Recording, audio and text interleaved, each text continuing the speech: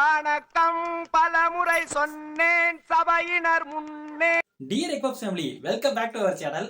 இப்போ நம்ம உன் ரத்தமும் என் ரத்தமும் வெவ்வேறா? அண்ணே படம் பார்த்த எல்லாத்துக்கும் ஒரே ரத்தம் தானே. இதுக்கு ஒரு நிமிஷம் இன்ட்ரோ கொடுத்து வந்துடுறேன்.